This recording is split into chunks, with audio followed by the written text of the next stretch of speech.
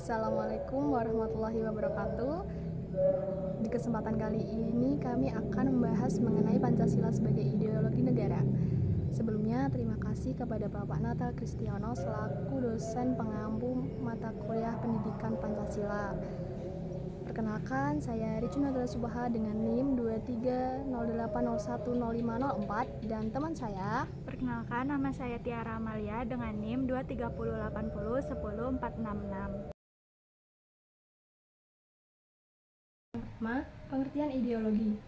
Ideologi berasal dari bahasa Yunani yaitu yang berarti gagasan, konsep, cita-cita, pengertian dasar, serta logos yang berarti ilmu. Secara etimologis, ideologi dapat diartikan sebagai cita-cita atau pandangan suatu bangsa yang menjadi pedoman dalam kehidupan bermasyarakat dan bernegara. Pancasila sebagai ideologi negara adalah Pancasila sebagai dasar sistem penyelenggara negara bagi seluruh warga negara Indonesia yang berdasar kepada cita-cita luhur bangsa. Yang kedua, Kemudian ada pengertian menurut para tokoh. Menurut sastra prateja, ideologi adalah seperangkat gagasan atau pemikiran yang berorientasi pada tindakan dan diorganisir menjadi suatu sistem yang teratur. Kedua, menurut Surjanto, ideologi adalah hasil refleksi manusia berkat kemampuannya menjaga jarak dengan dunia kehidupannya. Yang ketiga, menurut Mubiarto, ideologi adalah sejumlah doktrin, kepercayaan, dan simbol-simbol sekelompok masyarakat suatu bangsa yang menjadi pegangan dan pedoman kerja atau perjuangan untuk mencapai tujuan masyarakat atau bangsa itu. Yang keempat, ada menurut Martin Silegar, ideologi sebagai sistem kepercayaan. Yang kelima, ada Alvin Golder, ideologi sebagai proyek nasional. Selanjutnya ada menurut Paul Hirsch, ideologi sebagai relasi sosial. Selanjutnya, mengenai urgensi Pancasila sebagai ideologi negara. Yang pertama, ada sebagai cita-cita dan tujuan negara. Dari alinea keempat, pembukaan Undang-Undang Dasar Republik Indonesia tahun 1945, cita-cita nasional berdasarkan Pancasila adalah 1. Melindungi segenap bangsa Indonesia dan seluruh tumpah darah Indonesia. Yang kedua, memajukan kesejahteraan umum. Yang ketiga, mencerdaskan kehidupan bangsa. Yang keempat, ikut melaksanakan ketertiban dunia yang berdasarkan kemerdekaan, perdamaian abadi, dan keadilan sosial. Lalu yang kedua, Pancasila sebagai nilai integratif bangsa dan negara.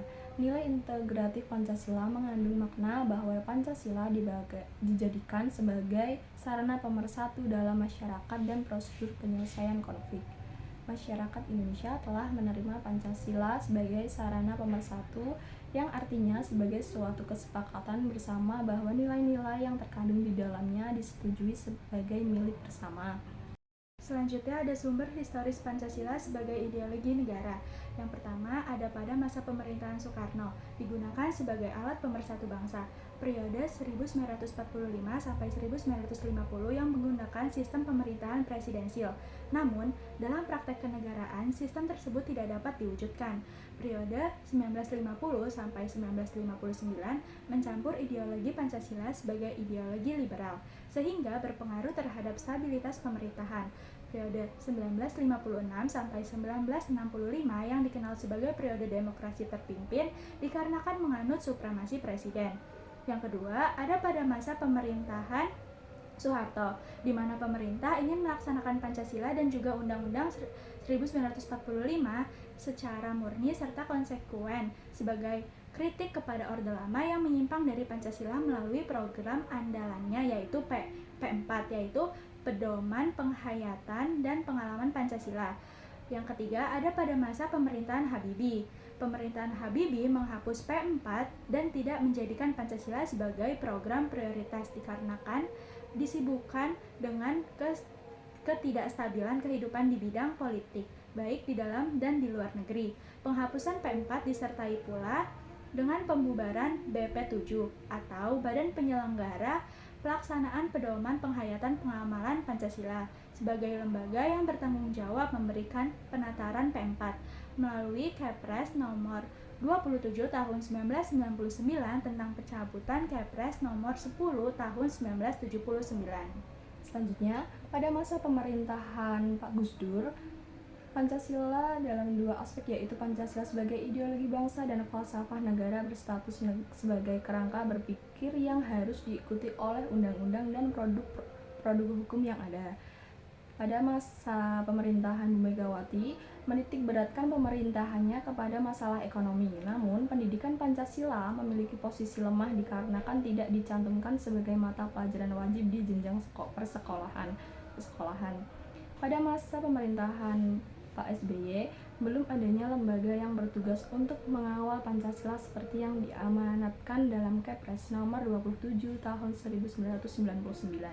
Namun, SBY menandatangani Undang-Undang Nomor 12 Tahun 2012 tentang Pendidikan Tinggi yang menginstruksikan pendidikan Pancasila sebagai mata kuliah wajib di perguruan tinggi.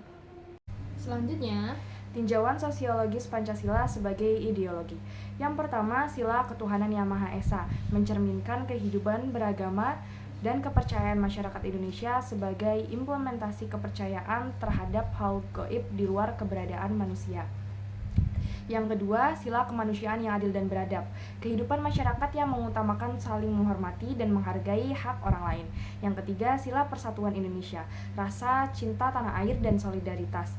Yang keempat, sila kerakyatan yang dipimpin oleh hikmah kebijaksanaan dalam permusyawaratan perwakilan, yang dimana mengutamakan musyawarah dalam mencari keputusan bersama serta menghargai perbedaan pendapat. Dan yang kelima, sila keadilan sosial bagi seluruh rakyat Indonesia. Sila ini tercermin dalam gaya hidup sederhana, gemar menolong, dan menempatkan segala sesuatu dengan porsinya. Selanjutnya, tinjauan politis Pancasila sebagai ideologi. Yang pertama, sila ketuhanan yang Maha Esa diwujudkan dalam toleransi umat beragama. Yang kedua, sila kemanusiaan yang adil dan beradab diwujudkan dalam perlindungan hak asasi manusia. Yang ketiga, sila persatuan Indonesia, mendahulukan kepentingan bangsa dan negara dibandingkan kepentingan pribadi dan golongan. Selanjutnya, sila kerakyatan yang dipimpin oleh hikmat kebijaksanaan dalam permusyawaratan perwakilan mengutamakan musyawarah dalam mencapai kata mufakat. Yang terakhir, sila kelima, yaitu sila keadilan sosial bagi seluruh rakyat Indonesia, tidak menyalahgunakan kekuasaan untuk memperkaya diri atau kelompok. Lalu, fungsi ideologi. Ada beberapa fungsi ideologi sebagai berikut. Yang pertama, struktur kognitif. Keseluruhan pengetahuan yang dapat menjadi landasan untuk memahami dan menafsirkan dunia, serta kejadian-kejadian di lingkungan sekitarnya. Yang kedua, orientasi dasar dengan membuka wawasan yang memberikan makna serta menunjukkan tujuan dalam kehidupan manusia. Yang ketiga, norma-norma yang menjadi pedoman dan pegangan bagi seseorang untuk melangkah dan bertindak. Yang keempat, bekal dan jalan bagi seseorang untuk menemukan identitasnya. Yang kelima, kekuatan yang mampu menyemangati dan mendorong seseorang untuk menjalankan kegiatan dan mencapai tujuan. Yang keenam, pendidikan bagi seseorang atau masyarakat untuk memahami, menghayati, serta menolakkan tingkah lakunya sesuai dengan orientasi dan norma-norma yang terkandung di dalamnya. Fungsi ideologi menurut pakar di bidangnya yaitu yang pertama, sebagai sarana untuk memformulasasikan dan mengisi kehidupan manusia secara individual. Yang kedua, sebagai jembatan pergeseran kendali kekuasaan dari generasi tua dengan generasi muda. Memahami dan melaksanakan Pancasila sebagai ideologi. Aktualisasi 5 Pancasila artinya sila-sila dilaksanakan dalam kehidupan bernegara sebagai berikut. Yang pertama, sila ketuhanan yang Maha Esa dirumuskan untuk menjamin tidak adanya diskriminasi atas dasar agama sehingga negara harus menjamin kebebasan beragama dan pluralisme ekspresi keagamaan. Yang kedua, sila kemanusiaan yang adil dan beradab menjadi operasional dalam jaminan pelaksanaan hak-hak asasi manusia karena hal itu merupakan tolak ukur keberadaan serta solidaritas suatu bangsa terhadap setiap warga negara. Yang ketiga, sila persatuan Indonesia menegaskan bahwa rasa cinta pada bangsa Indonesia tidak dilakukan dengan menutup diri dan menolak mereka yang di luar Indonesia, tetapi dengan membangun hubungan timbal balik atas dasar kesamaan kedudukan dan tekad untuk menjalin kerjasama yang menjamin kesejahteraan dan martabat bangsa Indonesia. Yang keempat, sila kerakyatan yang dipimpin oleh hikmat kebijaksanaan dalam permusyawaratan perwakilan, berarti komitmen terhadap demokrasi yang wajib disukseskan. Yang kelima, sila keadilan sosial bagi seluruh rakyat Indonesia, berarti pengentasan kemiskinan dan diskriminasi terhadap minoritas dan kelompok-kelompok lemah perlu dihapus dari bumi Indonesia. Selanjutnya, apa yang dimaksud ideologi terbuka?